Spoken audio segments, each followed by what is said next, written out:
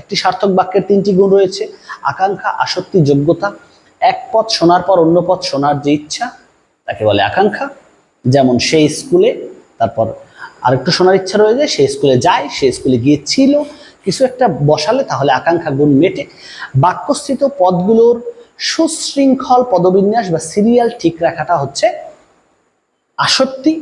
যেমন বাজার বাবা থেকে ইলিশ এনেছেন না, বাবা বাজার থেকে ইলিশ এনেছেন। Hello audience, good evening. TLC online education হাবের পক্ষ থেকে আমি হিমেল আপনাদের জানাই আন্তরিক শুভেচ্ছা।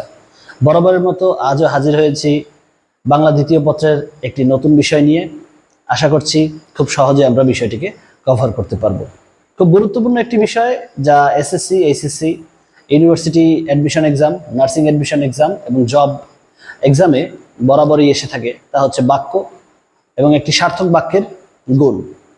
অনেক সময় আমরা বইয়ের ভাষায় পড়তে গিয়ে এগুলোকে বিভ্রান্তিকর করে ফেলি, আমাদের কাছে কনফিউজিং মনে হয়, কঠিন মনে হয়। আসুন আমরা আজ সহজ বাংলা শিখনের আরেকটি পর্বে খুব সহজে বাক্য এবং একটি সার্থক বাক্যের গুণগুলোকে আয়ত্ত করার চেষ্টা করি। বইয়ের মতো নয়, একটু এক্সেপশনালি বা ব্যতিক্রমীভাবে শেখার চেষ্টা করি। দেখা যাক।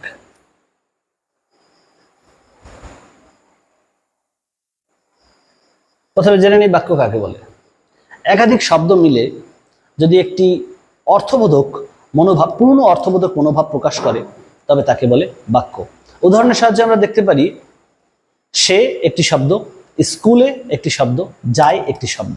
এই শব্দগুলো যদি বিচ্ছিন্ন থাকে তাহলে তা বাক্য হচ্ছে না, কিন্তু শব্দগুলো যখন একত্র হয়ে যাচ্ছে তখন তা একটি পূর্ণ মনোভাব, পূর্ণ অর্থবোধক মনোভাব প্রকাশ করছে।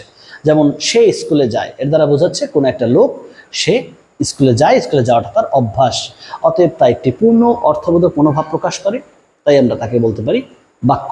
তাহলে আবার জেনে নেই, একাধিক শব্দ একত্র মিলিত হয়ে যদি একটি পূর্ণ অর্থবোধক মনোভাব প্রকাশ করে তবে তাকে বলে বাক্য। উদাহরণ, আরো একটি উদাহরণ দেখা যায়। আসাদ বাড়ি যায়, তিনটি শব্দ একত্র মিলিত হয়ে একটি পূর্ণ অর্থবোধক মনোভাব প্রকাশ করলো যে আসাদ বাড়ি যাচ্ছে বা আসাদ বাড়ি যায়। তো বুঝতে পারলাম আমরা বাক্যের সংজ্ঞা। এখন আসি বাক্যের গুণ বা একটি সার্থক বাক্যের কয়টি গুণ থাকে। একটি সার্থক বাক্যের, একটি বাক্যকে যদি সার্থক বাক্যে পরিণত হতে হয় তবে বাক্যটির তিনটি গুণ থাকা আবশ্যক: আকাঙ্ক্ষা, আসক্তি এবং যোগ্যতা। এখন আমাদের বুঝতে হবে আকাঙ্ক্ষা কি, আসক্তি গুণ কি এবং যোগ্যতা গুণ কি। আমরা বইয়ের মতো সংজ্ঞায় বোঝার পরিবর্তে আসুন উদাহরণের সাহায্যে বোঝার চেষ্টা করি, তারপর না হয় সংজ্ঞার দিকে ফোকাস করা যাবে।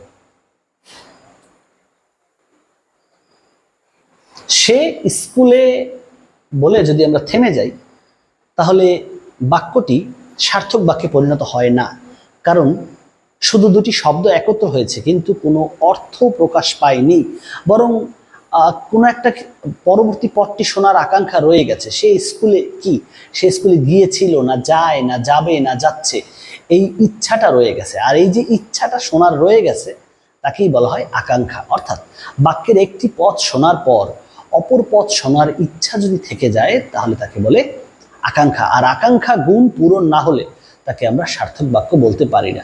তাহলে এই বাক্যটিকে যদি আমাদের সার্থক বাক্যে পরিণত করতে হয় তাহলে নিশ্চয়ই আমাদের সেই স্কুলে এর পাশাপাশি যায় শব্দটি যোগ করতে হবে, তাহলেই এটি একটি সার্থক বাক্যে পরিণত হবে, কারণ তার আকাঙ্ক্ষা গুণ সম্পূর্ণ হবে।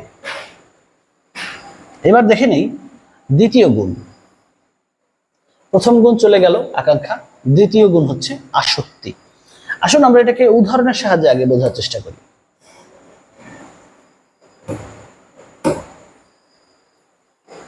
বাবা বাজার, বাবা ইলিশ থেকে এনেছেন। বাক্যটি সম্পূর্ণ হয়েছে, বাক্যটিতে আকাঙ্ক্ষা গুণও সম্পূর্ণ হয়েছে, তারপরে এটি সার্থক বাক্য নয়। কেন সার্থক বাক্য নয়? কারণ বাক্যের মধ্যে যে পদবিন্যাস সেটি সুশৃঙ্খল নয়, মানে শব্দগুলো যে শৃঙ্খলে বা যে সিরিয়ালে থাকার কথা সেই সিরিয়ালে নেই, যার কারণে এটি একটি অর্থবোধক মনোভাব প্রকাশ করছে না। এর পরিবর্তে যদি আমরা বাক্যগুলোকে, শব্দগুলোকে সাজিয়ে লিখি, বাবা বাজার থেকে ইলিশ এনেছেন, তাহলে তা সম্পূর্ণ অর্থবোধক মনোভাব প্রকাশ করে এবং একটি সার্থক বাক্যে পরিণত হয়। তাহলে আমরা বুঝতে পারলাম বাক্যের শুধু আকাঙ্ক্ষা গুণ কমপ্লিট হলেই তা সার্থক বাক্য নয়, বরং বাক্যের মধ্যকার পদগুলোকে সিরিয়ালি বা সুশৃঙ্খলভাবে বসাতে হবে, তা না হলে তা সঠিক অর্থ প্রকাশ করবে না। আমরা কোনো পদ বাড়াইনি বা কোনো পদ কমাইনি, যে কয়টি পদ ছিল সেই কয়টি পদই রেখেছি, শুধু পদগুলোর সিরিয়াল বা শৃঙ্খলটাকে ঠিক রেখেছি, আর এরই নাম হচ্ছে আসক্তি গুণ। তো বাক্যের আকাঙ্ক্ষা গুণ কমপ্লিট হলো, বাক্যের আসক্তি গুণ কমপ্লিট হলো। এখন একটু আসক্তির সংজ্ঞা জেনে নেই। বাক্যস্থিত পদগুলোর, বাক্যস্থিত মানে বাক্যের মধ্যের পদগুলোর সিরিয়াল অনুসারে বা সুশৃঙ্খল পদবিন্যাসের নামই হচ্ছে আসক্তি। তাহলে আমরা একটু রিভিশন দেই। বাক্যের একটি পদ শোনার পর অপর পদ শোনার যে ইচ্ছা তাকে বলে আকাঙ্ক্ষা। বাক্যের মধ্যকার পদগুলোর সুশৃঙ্খল বা সিরিয়াল অনুসারে পদবিন্যাসকে বলে আসক্তি। এরপরও আমাদের আরো একটি ইম্পর্টেন্ট গুণ রয়ে যায়, যে গুণের নাম হচ্ছে যোগ্যতা। আকাঙ্ক্ষা হলো, আসক্তি হলো, এখন রয়েছে যোগ্যতা। আসুন আবারও আমরা আগে উদাহরণের সাহায্যে বুঝে নেই।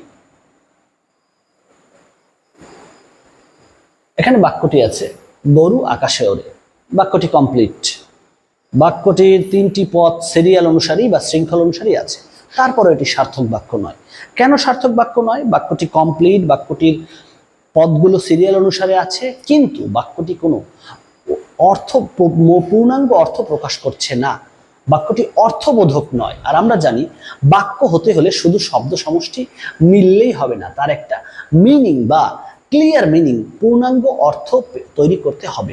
এখানে গরু আকাশে ওড়ে এটি অবাস্তব। যদি আমরা এখানে গরু শব্দটার পরিবর্তে দিয়ে দেই পাখি আকাশে ওড়ে, তাহলে তার অর্থ আর ভাব দুটোই শুদ্ধ থাকে, অতএব তা একটি পূর্ণ বাক্যে পরিণত হয়।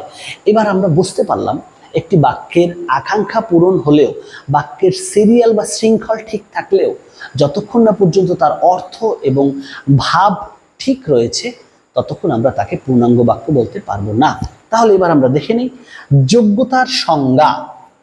যোগ্যতা বাক্যের মধ্যকার পদগুলোর বা বাক্যস্থিত পদগুলোর অর্থের এবং ভাবের মিলবন্ধন, যে এই মিলবন্ধনকেই বলে যোগ্যতা। তাহলে আবার আমরা একটু রিওয়াইন্ড করি। বাক্যের একটি সার্থক বাক্যের তিনটি গুণ রয়েছে, আকাঙ্ক্ষা, আসক্তি, যোগ্যতা। এক পদ শোনার পর অন্য পদ শোনার যে ইচ্ছা তাকে বলে আকাঙ্ক্ষা।